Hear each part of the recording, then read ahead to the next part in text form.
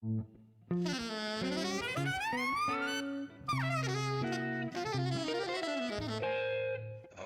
Jazz.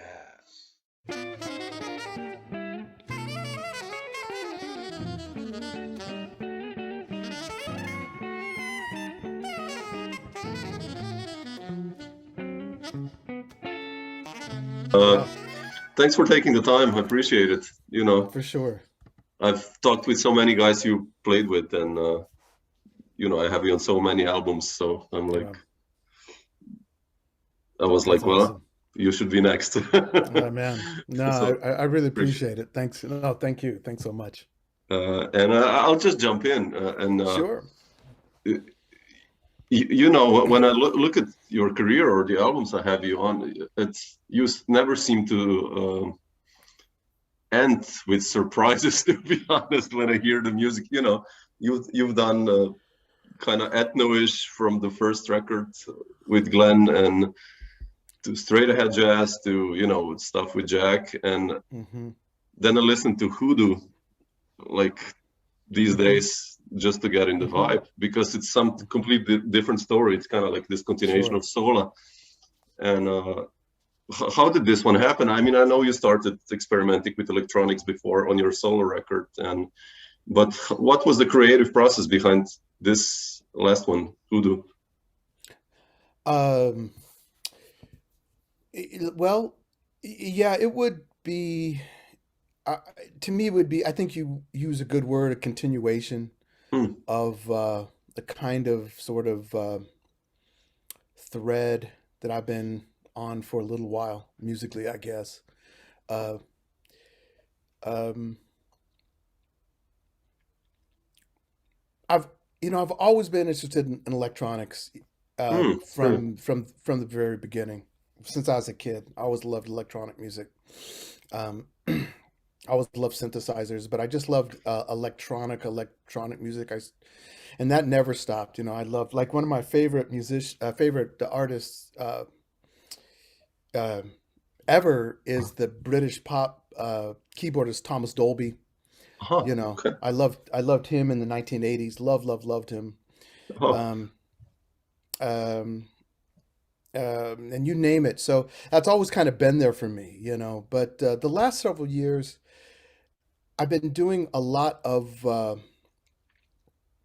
studio work. I kind of Hmm. I've that's kind of been what my main, I guess, musical interests have been, is like just doing studio work. I love that. My father was a studio musician in LA in the 60s. Ah, really? So, and Oh. he would, depending on how you count, he would have been a part of that recording community called the Wrecking Crew.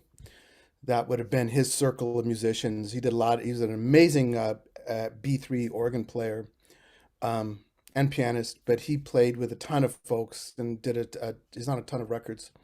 He had his own records on Capitol, and but I think I always grew up with a studio player appreciation. I Hmm. love I love that type of work and thinking about it. So that's I do so much of that these days, and I can these days you can do it from anywhere. People can Yeah, send me a man, that's easy. track, and Yeah. I can work on it from home. I can be in my pajamas. So and take my time, which is what I really like. You're not under that gun, that pressure Yeah. in the moment. Do it right, do it perfect first time.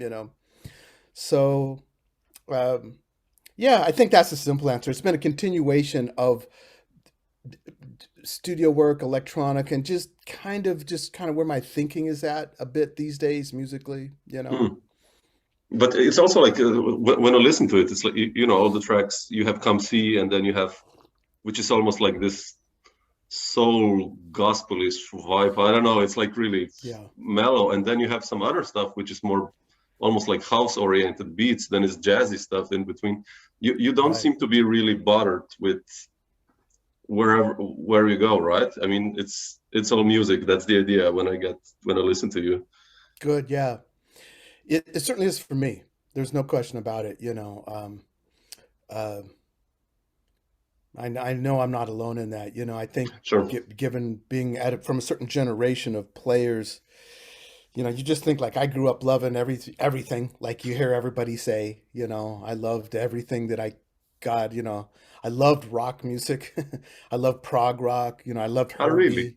I Oh, wow. loved jazz. I loved the whole ECM kind of, I loved Eberhard Weber and Oh, Rainer really? Oh, Dulinghaus wow, man, and all of really? those. Oh, wow. Loved those players. Loved those albums they made. Oh my Yeah, gosh. terrific stuff. Yeah. I love P-Funk. I loved Earth, Wind and Fire.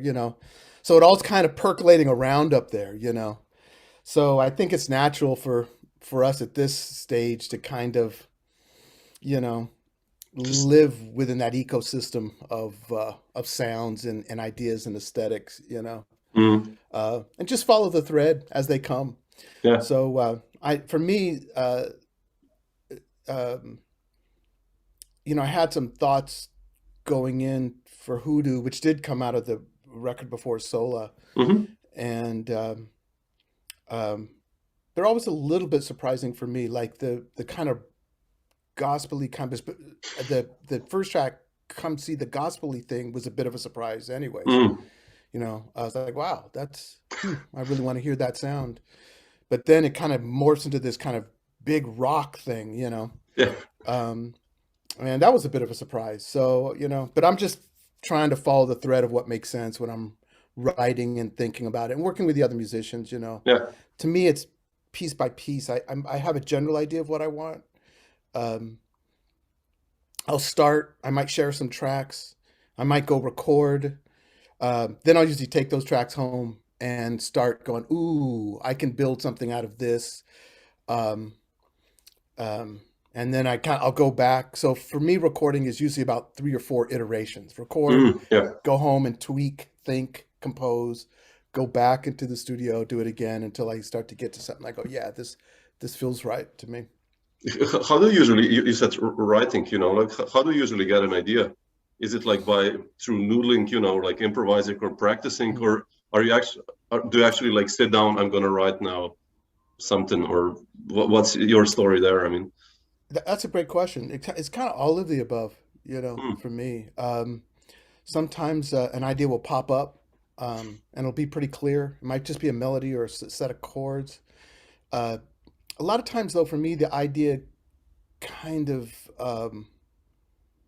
comes up more as a feeling kind of general mm, thing where I can almost feel the sense of the piece a little bit, like, and then I just keep trying to make that image more clear. Um, um,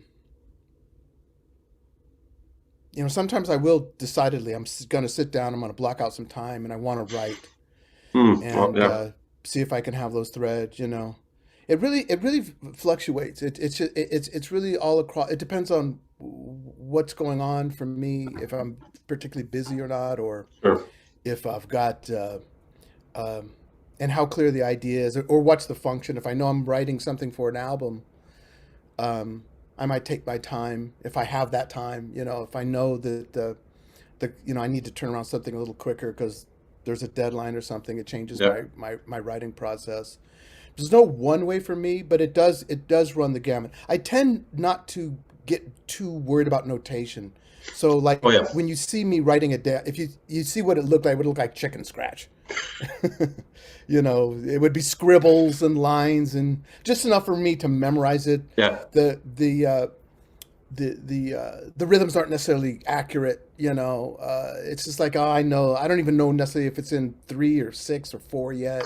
I might just be writing it and I just want to be able to come back to it and kind of memorize it, in that sort of way. yeah. I'm the same. I like write, Are you?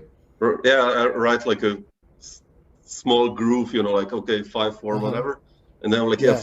floating melody above, just Yeah. and I'll get to it later when I start writing. I kind of just to get the idea, or like, I don't know, something. It has to be angular or something like that, Yeah. and but just to get the idea to write it down, I'm always like, oh man, shit, where's a piece of paper? That's, Yeah, and for real. For real. and that's so And important because you're a guitarist. yeah, You're a yeah, guitarist, right? Yeah. I yeah, see that in the back. Nice. Yeah. yeah, yeah. I mean, it's sometimes, usually I have a guitar here, but like sometimes you're walking or you're doing whatever, and Yeah, idea pops up, and I'm like, oh shit, just write down something, right. sing it, or Yeah, you don't want to miss those. right, right. Yeah, It's exactly. once it's gone, it's gone. So it's like, Yeah, truly. yeah. But I wanted to ask you about your writing. Me being a guitarist, I love the album with Bruce Saunders, your first one. You Oh, know, wow. and That's I awesome. listened to it, and I love Glen Velez, of course. Also, Yeah, I me mean, too. he's an amazing master. And how did Strange Omen happen? When I look at the musicians you played in that time, it came. I mean, it for me, it is a surprise that was your first album, or maybe to someone a jazz fan, because it's lots of odd meters. It's like almost like ethno-ish vibe, but Yeah. still has a jazz flow. But like, how did that one happen? How did you decide for that band actually? I mean, for Wow. Yeah.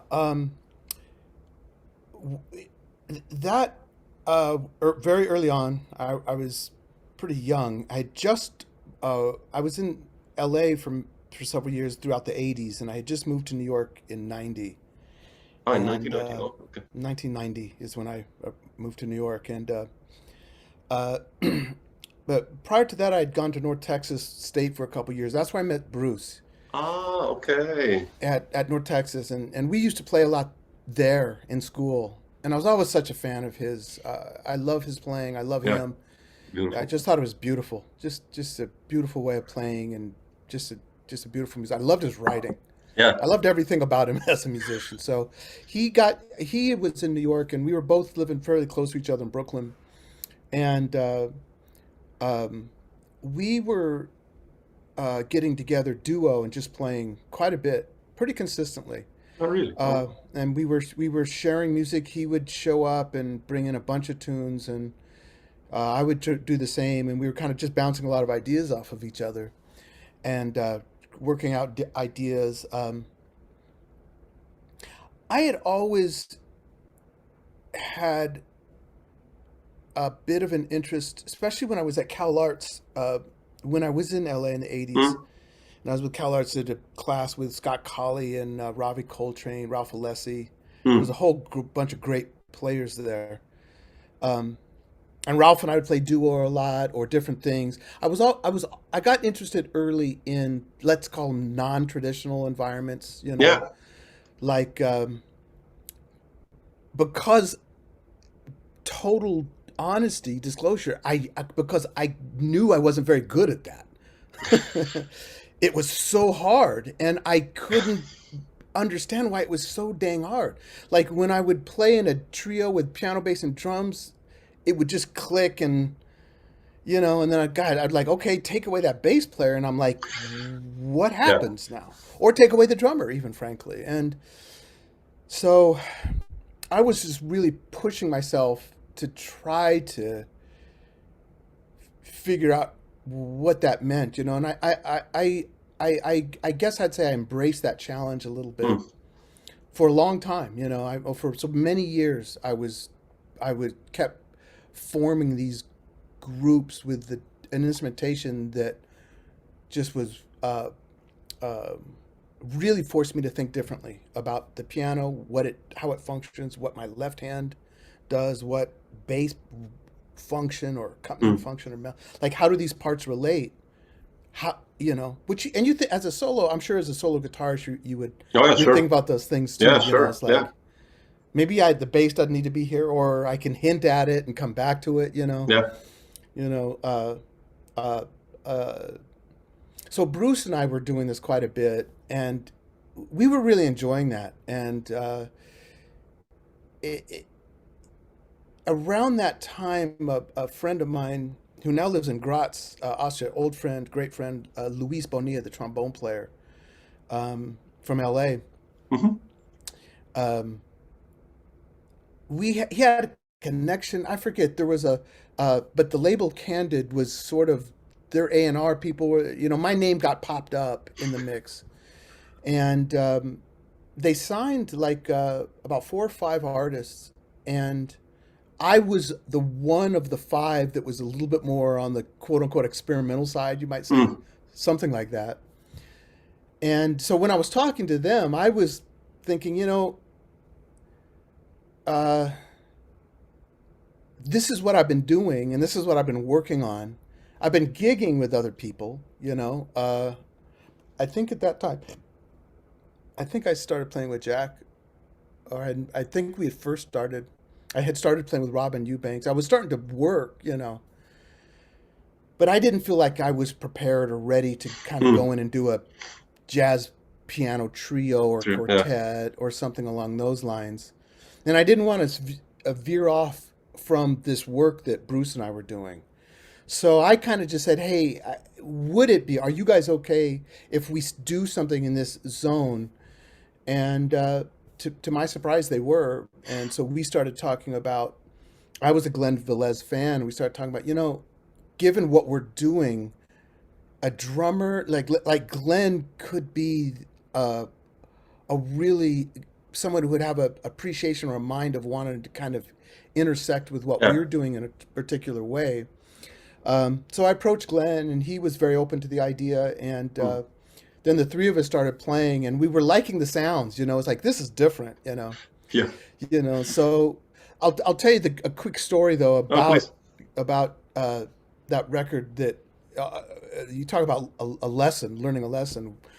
It was one of those, okay, you got one night to record the session. It's just we're going to do the whole album in a night. Okay, we're going to start we want to start tracking about 7 p.m. Beautiful hit factory, great studio in New York, great engineer from LA. They flew out, great engineer. So we start recording, going so well. It was like, oh wow, this sounds great. It feels great. This is phenomenal. Well, let's keep going. We keep going. We're about 3 or 4 tunes into the album, 3 or 4 hours into the session, Oh, and all of a sudden on the tape, we started to notice this kind of weird warble sound with the piano. And we were going, "Do you hear that? I no, maybe is something weird." Anyways, well, probably not. Recorded by about midnight, we realized there was a problem with the tape machine, and everything we had recorded was oh, yeah. of no use. And we have one day to do that record. So there's another Hit Factory studio uptown. They're like, okay, we've got a tape machine. We're going to be finishing that session at 3 a.m. We can bring the machine down and have it hooked up, and you all can start over at 4 a.m. And Man. that's what we did. So now we're tired. Our chops have been blown out. So that whole record was recorded from about 4 a.m. till about 7 a.m. Oh, wow, man. So I always felt like God, the real one, the one that we really made, was lost to the cosmos, and that was a really such a But that's the record that was released, and Yeah. that was one of my first real lessons of like, okay, the level of preparation you need to really do this is Yeah. way what you were thinking, because I wouldn't have expected that, but things happen. It was the first lesson of really understanding that things can happen, and that's what goes out on record. Yeah. That's Definitely. what's Yeah. released. So yeah, that was an eye-opening experience. But that trio was a wonderful trio to play with. There's no doubt. That was fun. Were you immediately comfortable in this role that, you being a band leader? I mean, I love the record that you did after, with Anthony Mm. and, Hmm. and those guys. It's just like a complete turn of Right. 180 degrees. But like you being a band leader Hmm. immediately, how did you feel, or still do you feel about that? It feels natural to me. Mm, I to be totally honest, I I usually feel most comfortable. Um, I hope this sounds right, but I usually feel most comfortable when I am the leader, okay. Well, because then I can kind of do it the way I want to do it, not worry about it, Um,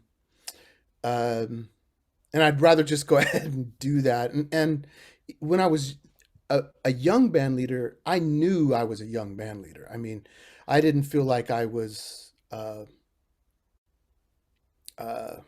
I don't know what ready means, but I felt like, well, yeah. these. at least I'm getting an opportunity to explore things. And I was always big on exploring. I wanted to uh, put, the, the musical stuff that was I was working on and thinking about and really exploring. That's the stuff I kind of wanted to record and do Mm. as a band leader. And I think some of those were more successful than others. But that was always kind of my head. And so as a band leader, I can kind of, if I get the opportunity to do it, then it's usually where I'm really comfortable. I've produced a few Interesting. records over the last several years, and I love producing. Um, but I don't consider myself a control freak, but I do like um, if it's my album and I'm producing it, Mm. then I know I can take the time I want. I can Yeah, go back and do it again. I can hold off. I can rethink. I can just, I'm not kind of pulled into a direction that I might be less comfortable kind of going in. yeah, So I was very comfortable, frankly, being a band leader. But I was also, really young and it was very clear that I was learning every step of the way. And I was super, super, super grateful for those opportunities to have those opportunities to learn. Let's yeah, try one. Let's try another. I felt every record I did, I learned just massive amounts of how to do it. Takes a long time. I'm sure you can oh relate. sure, man, yeah, sure, yeah. Takes a long time to learn how to record your music the way you want to do it, man. And also It's to be incredible. mature, and not to force yourself and push Yeah. stuff. And I Yeah, needed a man. long time for that. I needed Yeah. like now I realize kind of where what's it's kind of all about. But in the Yeah. beginning, it's like, yeah. And of course, not even talk about touring and Right. what it takes when you go on the road, how to treat other Oh, totally. musicians and what it takes and who to talk to. And Yeah. man, I learned some Absolutely. lessons like, yeah, yeah, Oh, man, for sure. Me like too. everyone, like Yeah. shit, I'm supposed to take care of this, like, or that. Oh, wow, okay. And then older Yeah. guys tell you that, well, yeah, I mean, Yeah. oh, okay, sorry, man. Yeah. Then, you know, it's, Exactly. it's, it's a funny thing. Yeah. But Truly.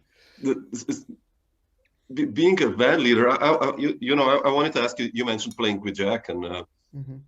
and you had a chance to learn the band leading stuff from the greats, actually.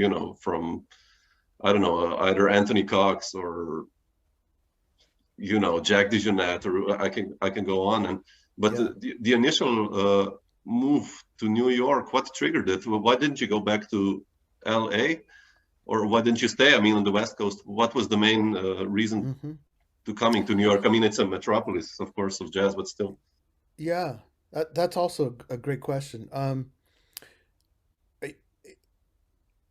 I, yeah, I was actually, knock on wood, lucky to be having some success in LA. I was playing with some amazing musicians. I was playing with Billy Higgins a lot. I Really? was Oh in, man.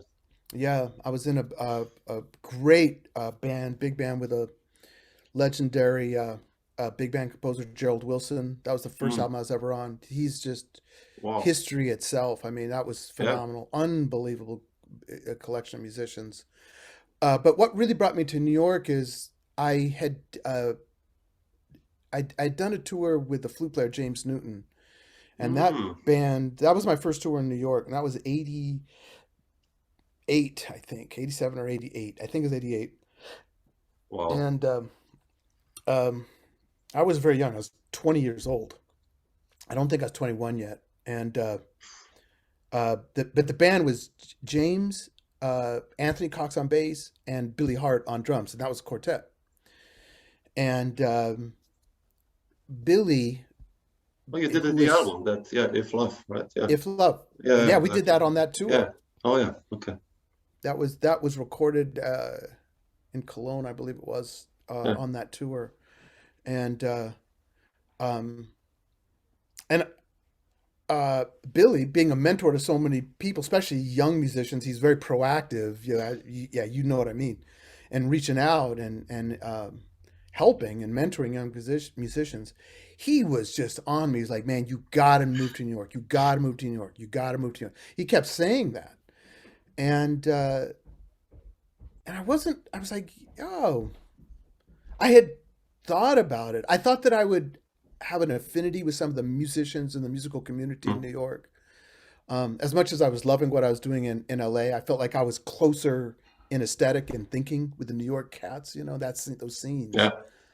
But I was also really, frankly, like New York was like, oh man, that's a big place and a place I was not familiar with. And I knew LA, I had roots there. And so, and Billy kept pushing and pushing and pushing.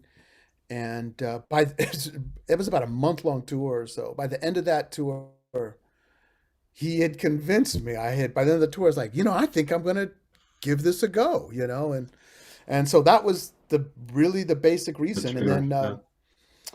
the flip side of that story is I went to uh my their my first trip then to New York to really look.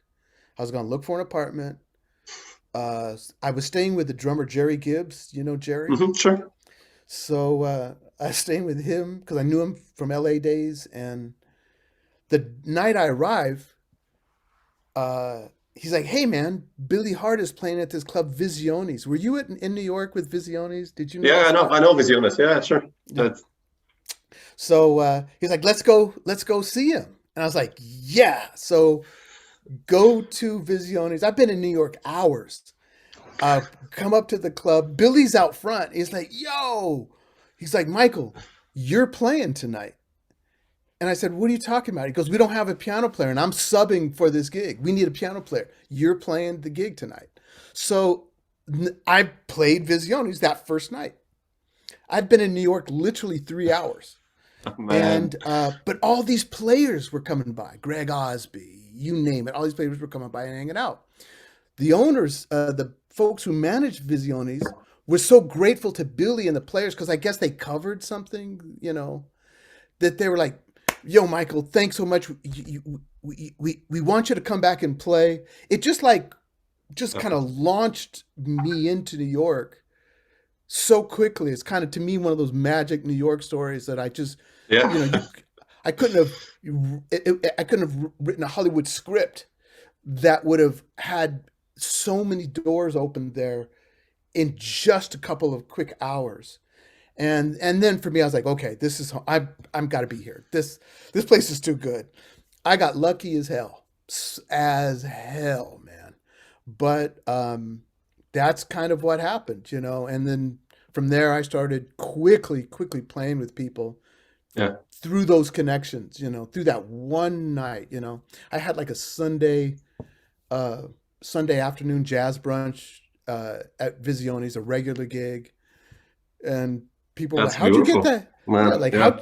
how'd you get that gig? In fact, the trio with Glen and Bruce, we did one Sunday afternoon because I didn't know not to. You know what I mean? Yeah. I didn't know it was weird to do or not normal to do. I was like, oh, let's go do this. So that it was Jabali that got me there. That was the main conduit. Incredible, man. You mentioned this tour when you were 20 Hmm. and Hmm. going to Europe.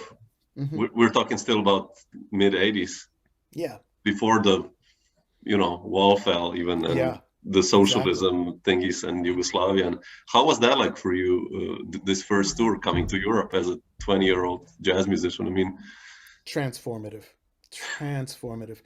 Like I'm sure like you could relate. Like when you're playing those festivals and you're backstage and you're meeting all these people yeah, and you're getting all this opportunity to hear them play before you afterwards. Hang out in the lobby of the hotel because yeah, you all might be staying at a similar hotel. yeah, Look at the venue and look at the list. See who's coming through and playing and who's being booked in these venues. How you tour, like those tours were train tours. So Yeah. that's how we did it, got on the train, made the connection. Um, how Anthony would tour with an acoustic bass, like Oh man, he brought his own. Yeah, of he course. brought he Sure. brought his own. What's the logistics of that? It was just like all of a sudden, uh, I was just learning about what that world is. What is a promoter really? Um, who are the promoters? Yeah. Who is Thomas Stowson? Like, For instance, yeah. Yeah. what is this? Who is this guy? Who are the others? Um, those major venue. Oh, the New Morning. Okay, that's a big venue in Paris. Oh, wow, I didn't know. Oh, yeah, I'd heard of Ronnie Scott's, but okay, now I'm seeing it. It's incredible, man. So, or the festivals and everything. So it was just like a crash course, and and I, when you're that young too, you kind of you don't know better in many ways. You know what I mean? So I would go up to a promoter, or I'd go up to the guy who books the venue and I would say things like, "Hey, I want to come back and tour. Can I bring a trio at the venue?" And I would just start trying to book my own gigs, and they would be like, Man. "Oh, okay, well." So from that first tour, Ralph and Alessi and I booked a duo tour, following up on that, just because I asked, and they said, Seriously. Oh "Okay." man. So I started to crunch the numbers. Like, well, God, if the plane fare is this, and this Mm. one venue pays for this, and we get there, we won't make a lot, but we'll be able to be in Europe touring for about a couple of weeks. And Ralph wanted it was his first tour, so it just opened the door for me touring to Europe. From that stretch, from there through mid 2000s, God, I was like many musicians. I was in Europe All the time. Yeah. six all the time, 6 times, 8 times a year minimum in some configuration, easy, Yeah. depending how you count. But that first tour was special. It was also Amazing. special for them too because I would ask them about it, especially later on, because all those were such experienced and seasoned musicians. It's like I think they were kind of getting a kick out of touring with this total novice kid, man, who's a joker. I was a joker. I was a weird kid. And they were just I guess I'm a weird guy now, but they were just like, they were like they're like, look at him, man. Like I think it was funny to them, and I think we all loved playing together. There was that band really Mm. really enjoyed from our different vantage points. They loved me being so young and just let's go, and like a puppy dog bouncing around, and I loved what they were showing me about actually how to play in a rhythm section, which Mm. Yeah. I thought I knew. I knew nothing, about really, and um, just and all that goes with touring. I think they really appreciated.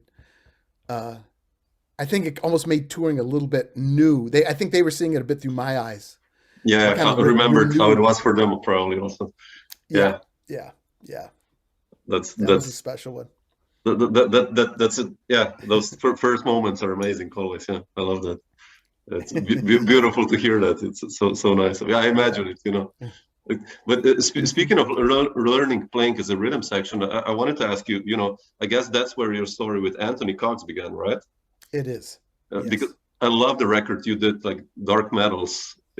Nice. It's one of even now if you put it on, it sounds really fresh and modern Hmm. because the tunes and writing and Hmm. Dewey also Oh, helps a yeah. lot. And I wanted to ask you, like, that quartet was like a magic quartet, with Dewey Redman and Billy Higgins. You played with Yeah. Billy, you mentioned before, but Yeah. how was that story like for you playing in Anthony's band? Oh man, it was magic. Um, that the quartet with James, after that first go around, we would tour quite a bit. It became a fairly active quartet, Mm. and Anthony and I became kind of best buddies. He became like an older brother to me, Mm. and um, we would constantly hang out, constantly joke around, constantly talk about music, and um, we started talking about that quartet with Dewey and Billy while on those tours with James Newton. Oh, Like, wow. wow, Okay. wouldn't that be a great group, man? Let's do that. And some folks had approached Anthony about recording as a leader, and so that all those conversations sort of kind of flowed together. Um, and I had played with was playing with Billy Higgins quite a bit actually in L.A. in different Yeah. configurations. I'd not played with Dewey before, but I was a lifelong fan, and so yeah, it really kind of just came out of a lot of discussion, um, and um, the pieces came together that we were able to kind of make that happen, and and uh, and do that record. God, I just found out a friend of mine. It's interesting. There's a sax player friend of mine out in L.A. I was just in L.A. this week. Um, Dave Binney. Oh yeah, sure. I played with Dave, man. Oh man, Speaking of first tours, I invited him. He was the first US guy I invited on a tour, and we did really? like in 2003, and we did like Wow. 2 records together. Yeah, I love Dave, man. Yeah, Oh, I sure. do too. Who was the band for that? Oh, I did like one like with European guys, Hmm. and then I did a record in New York with him and Josh Roseman on trombone, Yeah, totally. and Gerald Cleaver on drums, and Nice. Mark Elias on bass. It was like Hmm. a dream quintet, those guys. Yeah, yeah, Like, yeah. That's awesome. Oh man, yeah. look, Dave yeah, is great. incredible player. The reason I mention him in this conversation is that there's a tune on that album, Dark Metals, called "In a Way" that Dave always loved, and he re-recorded it. He just told me yesterday Really? that it's going to be on his new album on Crisscross Oh out in yeah, January. with Jacob and those guys, With right? No, is this it no Jacob? with it's with Craig Taborn. Craig, and then Weiss. Yeah. Yeah, I saw yeah, that somewhere. Yeah, it's coming up. Yeah. yeah. Oh wow, So really? I'm blown away. I'm like I can't wait to hear how they treat it and how they think about it. But Dave said the same thing when he had reached out to me this summer wanting a chart for the tune. I was like, wow, sure. And he sort of just talked about like he's like, man, I always loved dark metals. It's like he said something similar. It's like if I put it on now, even Yeah, it feels like it's kind of it's outside of time. I was like, man, that's good to hear. I think that's something that Anthony and I would have hoped for. I think a mm, little bit like the way we wanted to write and play would have been such that there would have been language in there, but yeah, jazz language and such, but it wouldn't have been like stylistically positioned in a particular era necessarily. It could kind of expand in our approach that way. Dewey is amazing that way. His like you think about the yeah, bands yeah. that he's been in historically and his Uh, ability to really be unique in the places and the areas he can yeah, playing it and touring with Dewey Redman, playing especially on a tour yeah. where you're How was that playing with like? that guy. Yeah, Oh my God, night after night after night, where you're sitting there listening to hit what he's thinking and how it goes each night, and he's such a he was such a smart mm, dude. Like you know he would always have a rationale behind what he was doing and how he'd approach it, and it was always a revelation, man. Um, do you yeah, he remember the was first gig you guys played or the first time you hit it? in Europe. Yeah, I think the first gig might have been in Moods. Oh wow, I in think in Zurich. I Zurich. think it Oh was wow, okay. in Zurich. Yeah, and I think, but um, I remember there was a thing. I think it was the first night where Dewey he to me his intonation he sounded like noticeably sharp to where the piano was, like Mm, consistently. I was like, wow, that's because I hadn't heard that quite before, and I was wondering, and I'm not going to ask him necessarily about it. Like, I'm going to say, hey, do you want to tune up? Or are you? But then later backstage, he started talking about intonation. And he started talking about Western intonation. And he learned, he said, and I didn't say anything, but he maybe knew what I was saying or wondered. He's like, there's a lot of different ways of being in tune. And there's a lot of different types of intonation and how you relate to that. Blew my mind because he was working out an idea that night that was not a melodic idea or motivic development idea, but was an intonation idea. Oh, well. Given the room, given the piano, given what we were doing, he was like, I want to see what happens if I settle here. I just, that was incredible to me. That a musician would be making those kinds of creative, artistic decisions.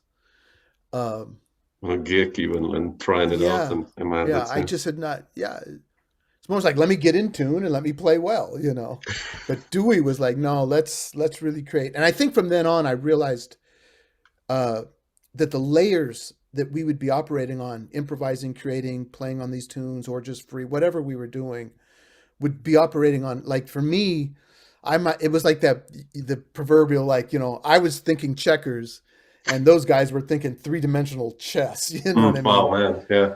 That we would be on a lot of levels. It could be intonation. It could be timbre. It could be sound. It could be a whole host of things that are available to us. And that's what playing with Dewey really opened up for me, is like how vast his thinking, and a lot of those guys too. He's certainly not alone, but no, sure, yeah.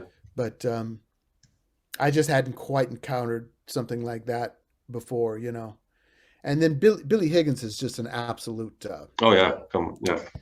Oh my God, he's just I mean, like the first time I played with Billy at his. Yeah, I wanted to ask you that. Yeah, how old were you? I mean, like.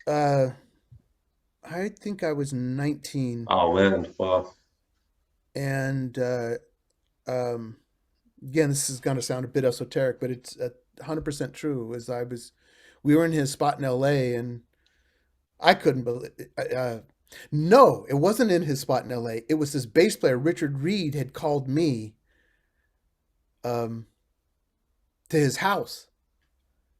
And it's like, we're going to play trio today. You, me, and Billy Higgins. I was like, okay. And little upright piano, a little mic on it. And Billy sat down. And I was like, oh my God, the piano's going to be dwarfed by drums. It's such a small little piano. It was covered by a blanket. I was like, it was a little spinet size. I mean, it's going to be hard to hear. And Billy started playing and had a big smile on his face and was swinging like the full range of the drum kit at this perfect balance to the piano. Like, I had no problems hearing this instrument. I couldn't believe it. Like, he didn't care. He's like, let's just make it sound good. It was a skill that I had not experienced before. Yeah. Could not believe it. It wasn't like, well, I'll just play drums and turn up the mic. No. It was like, this is how piano, bass, and drums fit together. And I've got so much technique and such a sense of sound that I'm going to just make it sound good. And that's what is good to me, not what I can do. It just blew me away. Yeah. And then I remember watching him and staring, and he smiles the whole time. And I was just staring at him as he was playing and smiling.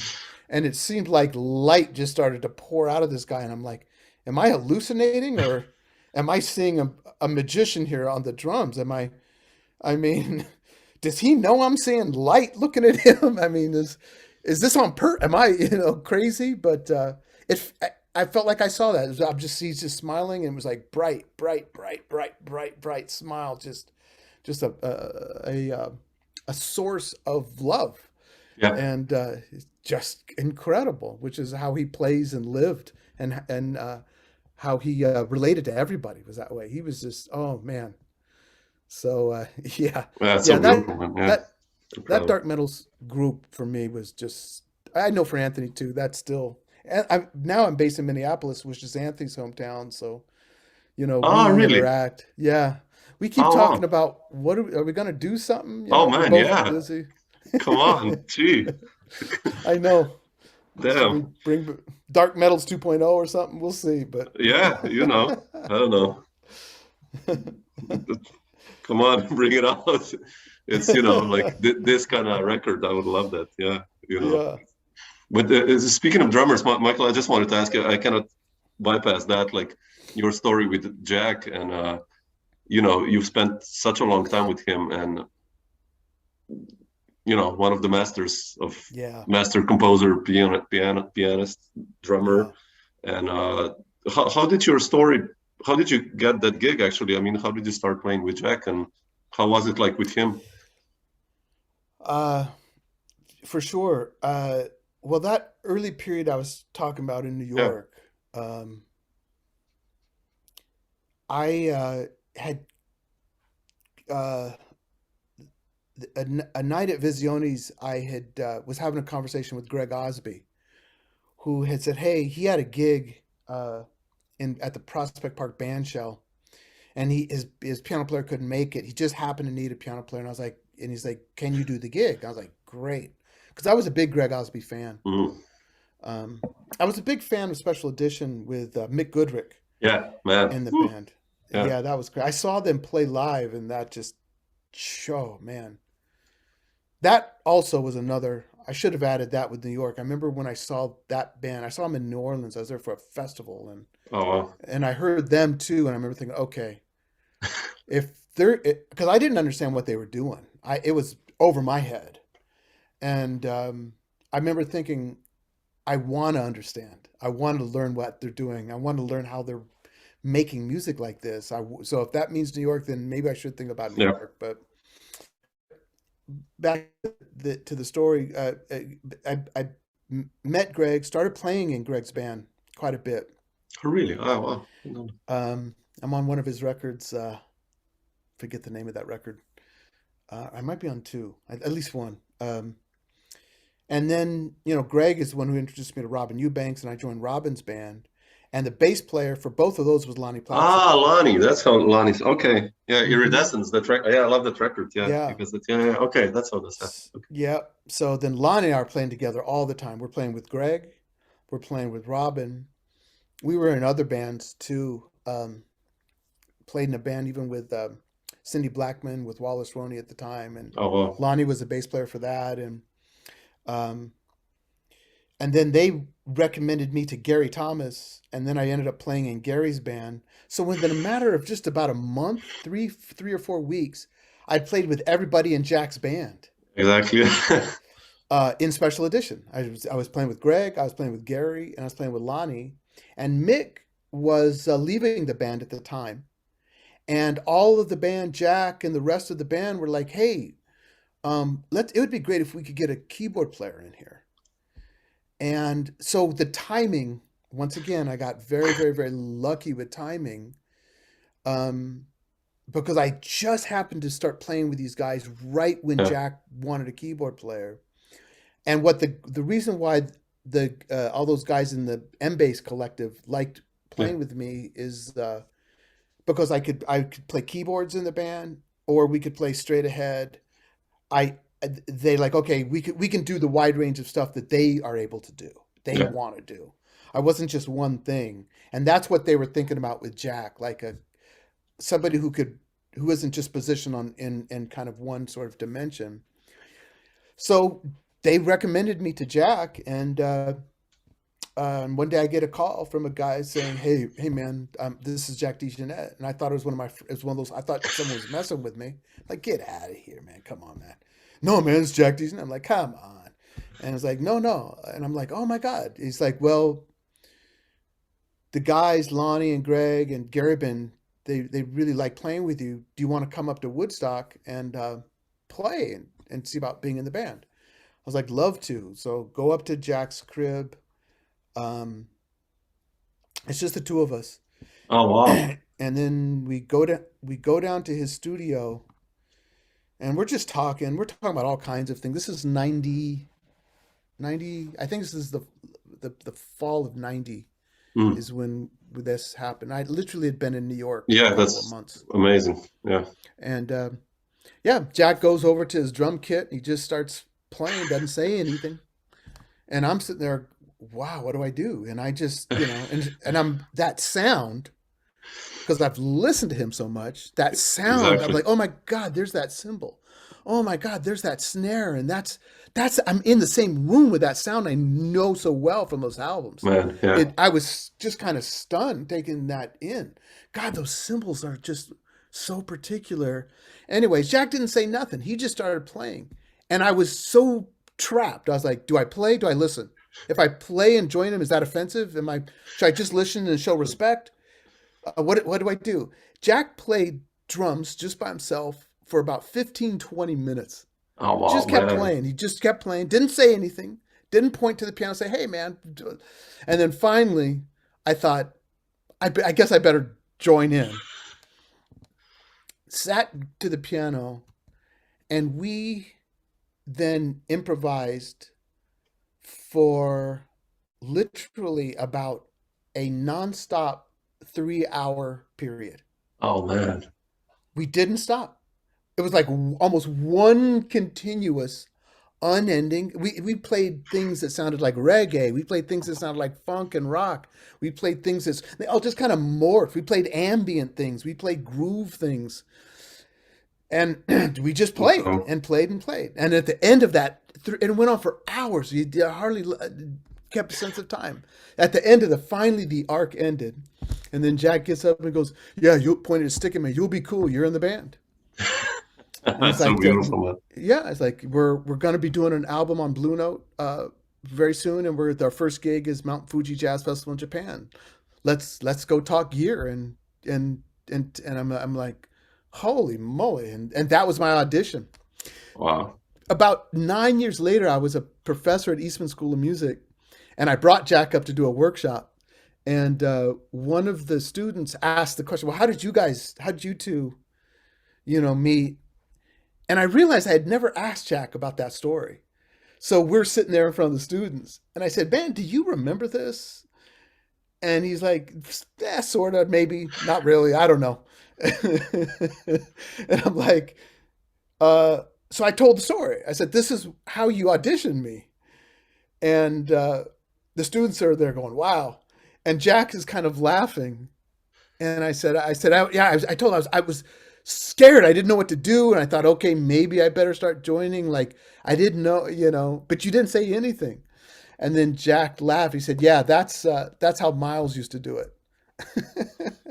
Oh, He man. said, I guess you could use the word a technique to see if the player is somebody you really can take these journeys with or not. Are they comfortable? Can they just sit and do it? Because if you have to tell them, Yeah, that, yeah. hey, sit at the Exactly. piano, they're probably not for what they want to do. You know what I mean? Yeah. It was so much fun at Eastman to laugh about that together and share it with a group of students. And it was just great for me to actually finally let me ask you about this, because it was obviously no audition had ever gone that way before. Not like that. Usually, here's a tune. Let's play this. Yeah, Let's, exactly. Yeah. whatever it would be. Not That's just, I'm just incredible, going to man. play and see That's what you incredible. do. You might sit. I could have just sat there the whole 3 hours and just watched. Yeah, I mean, exactly. I mean, I'd be like, yeah, like, shit. I love the cymbal sound, man. Oh God, me too. I It's mean, mesmerizing. And then yeah, in the same room, you're just hearing it acoustically. You're like 7 feet from the thing, so you hear it, and it's just like, God, that's such a distinct yeah, sound, man. It's crazy. It was crazy to be in that. yeah. And then Jack and he Mm. became like a father figure to me, and I was up at his house all the time, and we were constantly hanging out. Went through several bands together, and Yeah, about 9 years we were. He was kind of like my primary musical yeah. gig, musical partner, um, and I just love him. We still stay in touch. I mean, it's just, uh, man, whew, gosh, it's just such a thing. I guess the thing that if the, the real kind of number one takeaway is how much of an explorer Jack is too. Mm. I Yeah, would, like you know, that he just, his openness to every kind of music and experience, and God, his love for music making and playing dwarfed all of ours. I mean, he could play hours when we would get tired. Like, Jack, I gotta go lay down, man. I'm done. I'm tired. He's like, let's keep going, man. Let's keep going. Like, he would That's just incredible. literally just, he doesn't need to stop. You know, it's just like, it's just an extraordinary desire and Force. love, Yeah. and let's play, let's try sounds like this, let's try sounds like that, let's bring in electronics, let's do this, let's, oh, if we had an idea, let's just try it and see. And that I appreciated that so much, you Yeah, know. that's He important. Yeah. yeah, it's like that to him was the music, you know, living in the immediacy and the realness of it, and letting those sounds be as authentic and true as possible from that. Yeah. Not trying to Yeah. pre-craft them or make them perfect or anything like that, you know. Yeah. No, it's like Just already the records incredible. you made with him. It's such a variety, you know. Like, Yeah. I mean, the first record I heard with you with Jack was Oneness, and First record with Jack was Earthwalk yeah, no, I mean with the.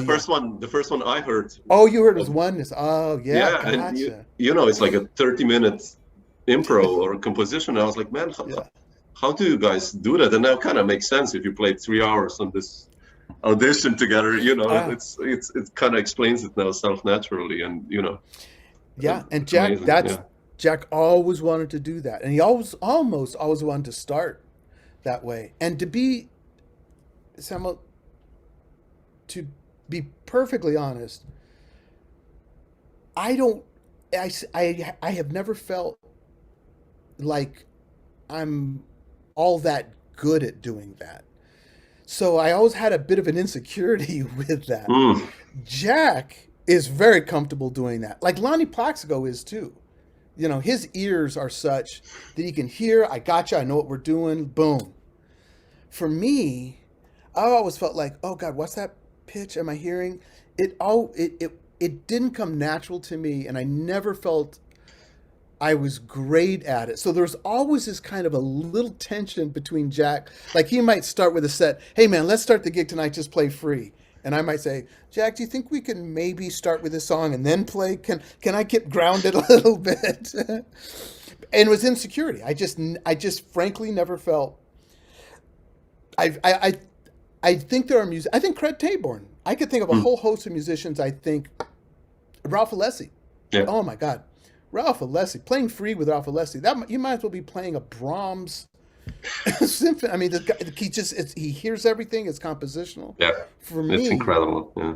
yeah, I am not at the level of being able to do that as a skill set as those guys. Mm, And so uh, I've always been like, "Whew, my gosh, oh, did we make it? Was it okay? I mean, did it? You know, like I guess so." But Jack, every record there was always going to be these long. That's what yeah. Jack wanted to do. Let's go into the studio and record that. What we do, you know. I felt when we if we made it, and if it's something that people seem to like, Yeah. I would just be like, "Oh my God, thank you, thank you, thank you, thank you." Just tremendous relief, you know. That's funny, man. Yeah. I mean, yeah. Like, I totally imagine how it must have been like. You know, I keep listening to those records like Gateway, and of course all the Jared Hmm. trios and his stuff. It's just like he hits the cymbal once, and it's like, yeah, it's there. You know, it's like all these guys. I don't know who I was talking to about Paul Motion. You know, and Mm-hmm. I think it. Ah, shit, I forgot. And Paul asked the guy like, okay, so do you want me to use this symbol that I used, you know, with Jared, or do you want me to use this symbol that I used with Bill Evans, or this that I? Hmm. And that guy was like, man, yeah, shit, Yeah, you did the history, you know. It's this is the sound on that record, you know, like yeah, with Scott LaFaro, let's say. It's like, yeah, damn, it's yeah, absolutely, absolutely. incredible, yeah. I mean, well, you know, Jack, uh, there's certain music. Ralph is one too. You know, those musicians really develop that toolkit for real. Dewey Redman, Yeah. Anthony Cox, even for real free playing. And I feel like there's that. There's a collection of musicians that do it very, very, very well. It's natural to them. It's comfortable, and I feel like I'm the guy who's holding on Oh, underneath come on. to that, like going, it's really hard. Okay, I'll try, but I'm not like those guys that really, really do it well, which is one of the reasons why I do so little of that these days. Like now, but like the last record I played on last week was this very playing organs on this Christian pop, very gospely pop Oh, wow. track. Interesting. And I don't know Christian pop, but it's very much gospel. That comfortable as hell all day long. Send me the track. It's pop, man. It's got I love that. That I feel is comfortable. I'm gonna be on the OJs, the Eddie Levert, the lead singer for the OJs. I'm gonna do R&B, those things. I don't know if Ralph, Alessi, or Craig would feel as comfortable in those environments. Oh, yeah. For Yeah. me, in those environments, I'm like Interesting. all day long. But when things get really free, and that was always an irony of playing with Jack, is he loved to play free so much, and he thought I did it well, and I always knew that he was wrong. I don't really do it well, and maybe he liked because I struggle with it so much. I think he might have appreciated that I kind of had a natural default to want to ground it a little bit in composition. Yeah. Like when we would improvise, I'd be thinking about things in terms of composition. Yeah, Like but that's good. Yeah, I think that's maybe he what liked that. made it sound really well good. I think it was a I hear storyline you. at least. Yeah, Yeah, I don't that and know. I had to have I it to love that. make Yeah, sense. 'Cause otherwise, I felt like I was playing sounds a little bit in space. I'm like, what's the trajectory?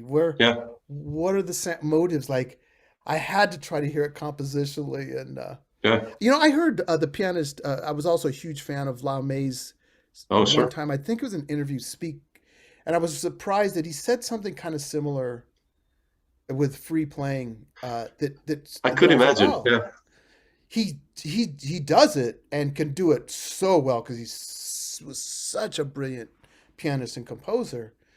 But I was struck by it because it was like a little bit. He felt like he didn't know if it was always the right thing, but he would always kind of bring a need to give it some sort of compositional form yeah, and structure, so that you could really kind of anchor on a little bit, yeah, for the listener.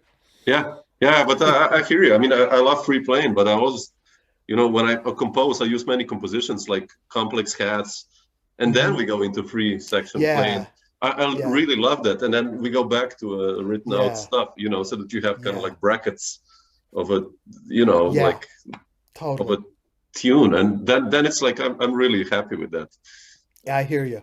I don't know, I'm more comfortable also like in that. Like Yeah, sometimes I'm afraid like that when I'm playing free that I keep repeating myself, and I'm like, me man, too. I played that already Me 20 too. minutes ago, and I'm like, fuck, it's like Me it's too. Me terrible, too. Oh you man, know. me too.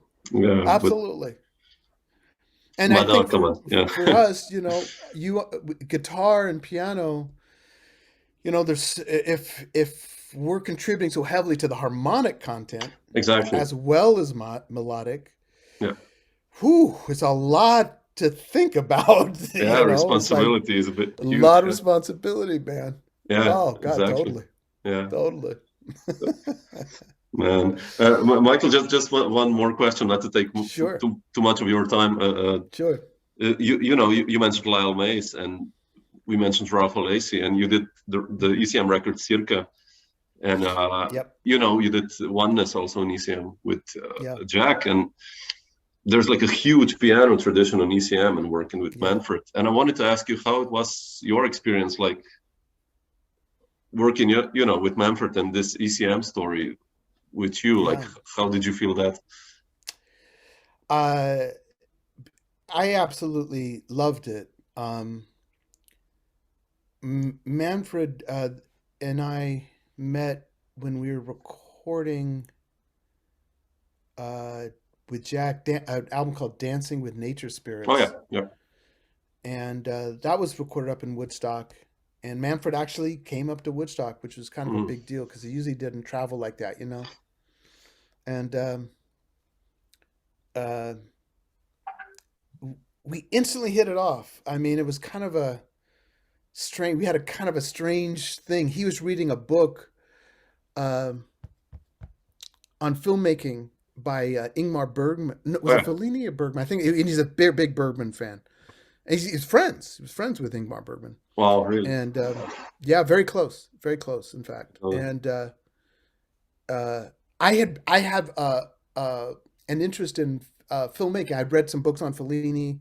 I was curious about the process of how different directors work, but yeah, partly as a band leader and a producer in the studio, like it's kind of the how same. Yeah, it's similar, a lot of similarities, and I could really appreciate how different directors would structure their process to get different kinds of performances out of their actors, and I could yeah. relate to that very much. As a producer, certainly. And so Manfred was sitting, I pulled up and he was reading that book. I go, "Oh, is that the Ingmar Bergman book?" I was his instant best friend. He goes, "You know this book?" I go, "Yeah." He goes, like, "You've read this book?" I go, "Oh, love the book." He's like, "Get over here. Come on, we're now buddies, you know."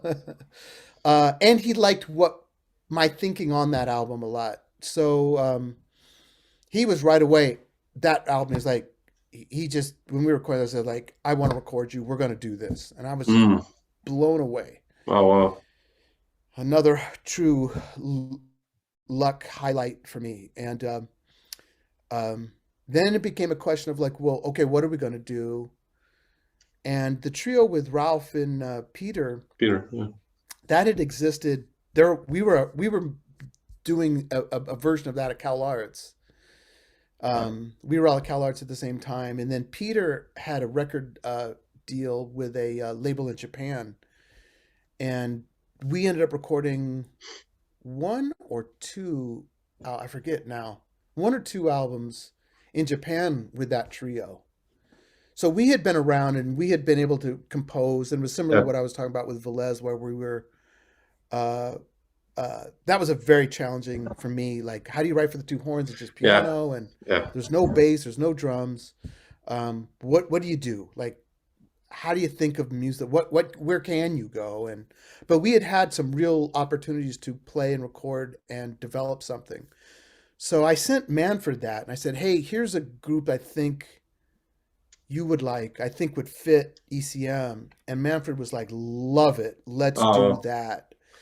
So um, uh, we were bouncing ideas. We were going to record at Rainbow Studio in Oslo, which I was so thrilled. Jan Erik you recorded Komshal. there that one? Hmm. Oh Yeah, man. Well, how's I that one? I know. mean, come on. It's like, Woo! Yeah, oh, those all those classic records that were exactly. Yeah. recorded there. You're just like, and Jan Erik as the engineer. Yeah, we were starstruck, man. We were just in awe. uh, uh, but here's the crazy thing about that album. Uh, I was Ralph and I were both faculty at Eastman, so we were teaching their young professors, starting to get our academic careers up and running. And so we were going to fly to Oslo from Rochester. The day before, uh, I get a call from Manfred. He's like, "Listen," I'm not going to imitate his voice. I do it. No, Some no, people do a great Manfred imitation, but he's like, "Look, I'm in a hospital in Munich. I fell down a flight of stairs and broke my shoulder. I have to have surgery tomorrow." I was like, "Okay." What does that mean? It's like, "I want you guys to go to Oslo and just do the record. It's okay. Just go do it." oh wow. I said, "Without you?" I said, "So you want?" He goes, "Yeah." He's like, "Jan Erik will be there. You produce it, Oof. and then we'll mix it later." I was like, wow. I was on one hand really kind of disappointed because I was Yeah. curious about working with Man, but I had got to work with him as a producer already with Jack. So I had experienced that. But at the same time, I was really, really, really excited because, like, you know what? We can really explore the ideas we want to explore pretty freely now. Yeah. So I called Ralph. I said, Peter, I said, guys, we're going, but it's just us and Jan Eric. And they were like, wow, okay. And that's what we did. And that Incredible.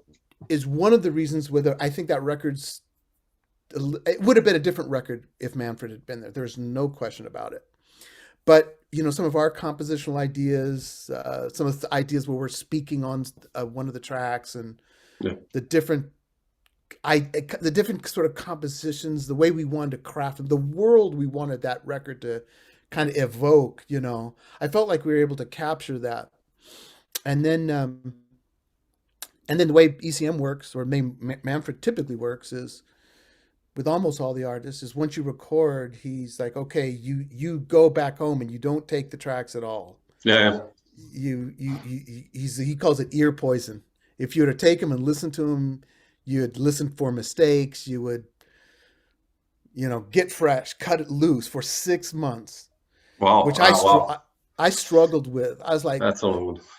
I can't leave and not know what we did, but you do. And then I went back to Oslo, just me and Manfred and I, you might say, together mixed, and with Jan Erik, we mixed that record. Oh, wow. And then that was a great thing. So that was just me and Manfred and Jan Erik. So that let us talk about mixing, and I learned a lot Oh, yeah, man. with both of them. And they were very, very,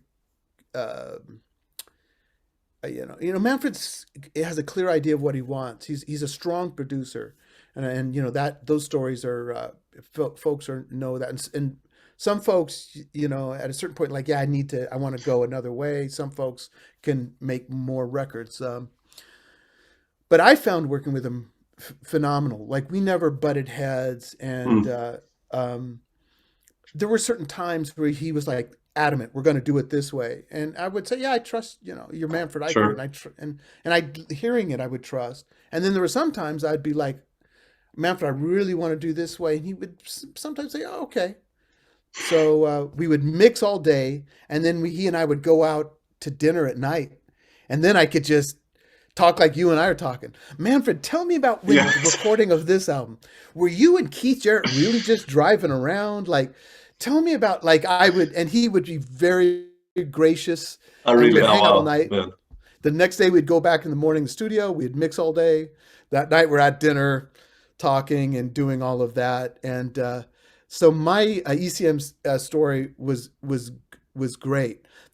After that we did Oneness, and we were talking about doing some others, but just I think very naturally and organically, I realized that, yeah, some of the electronics, some of the, there's at the end of the day, I'm a, whatever the big tree of black music is, I tend to, I want to be funky at the end of the day. I like dance music. I liked, like playing with Michelle and Degocello was the big highlight of my life, for the most part. Oh man, when did that happen? But I was with her. I'm on a couple of her records in different iterations. Do you know the band, the Spirit Music Jamia? No. Oh, you would probably like that. That's I mean, I know Michelle. I have her records, but yeah. I'm on Cookie, the anthropological mixtape. Oh, really? I wasn't even aware. You're in that one. Okay, shit. Okay. Yeah. I was in her band at different iterations. I was in her band early days prior to recording Plantation Lullabies. Really?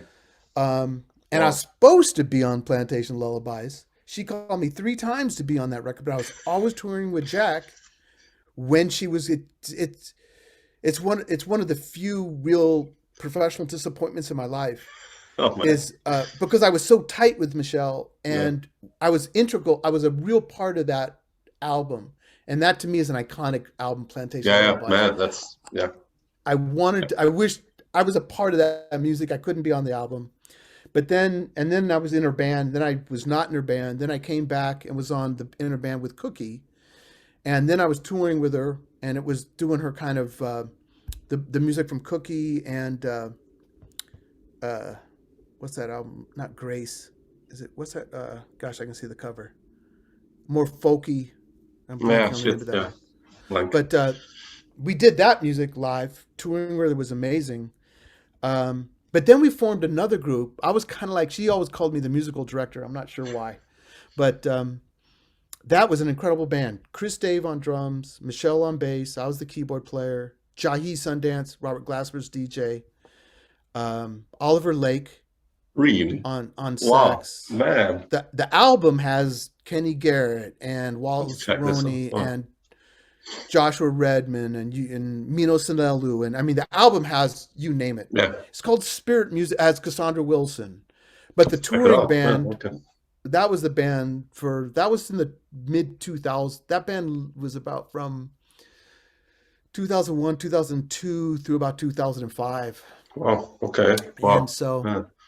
but that's where I was going. Yeah. And Yeah. that's a big, that's kind of my real home.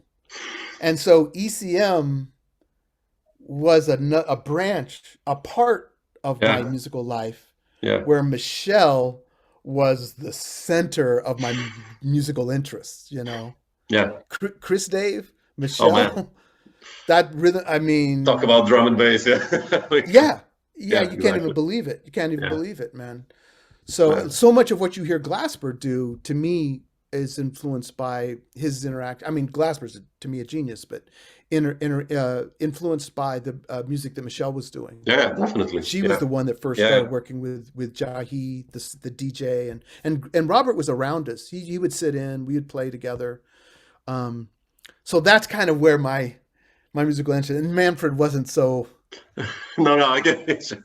You know what I mean? He Sure. wasn't so interested in that track. So Sure. so we left when I decided, and I actually talked when we were talking about doing another record, because we had always been open, and I was always so grateful for how the records that we did do and how he related to me, that it was no bad blood, like, at all. I was just like, but I was like, yeah, man, I'm gonna go. This direction is really where I need to be right now, and but maybe we can circle back and we'll see. And he was like, no, it's totally fine. You know, it's like, yeah. I would want to go this way, another direction, if we were going to keep making records. Sure. And I didn't want to keep making those records like that. So that's how we kind of ended up parting ways, but on very good terms. And I was, my ECM experience was an absolute gift and blessing. It was phenomenal to be around him. And Jan Erik passed a few years ago too. Yeah. So I mean, just getting to be around Jan Erik too. We were all Jan Erik geeks, so we all, were asking him, Jan Erik, what reverb did you use on that, and how do you set that? And could you tell us with miking the piano? Like, can you? I mean, and he was just patient. He was fine. I was like, I don't know how I'm often going to be. I don't know if I'm ever going to be around you again. So I got to ask you. Sure. I when would you be recorded the same, this, yeah. So how was that? And how was that? And how did that? Like, totally, take man. it easy, man. Totally. I know. That's what they're basically like. Yeah. But you're like a kid in a yeah, absolutely candy store or something. So man. Yeah, man. Yeah. Cool.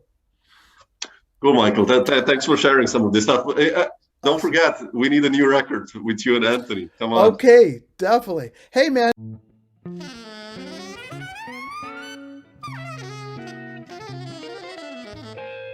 Dr. Jazz.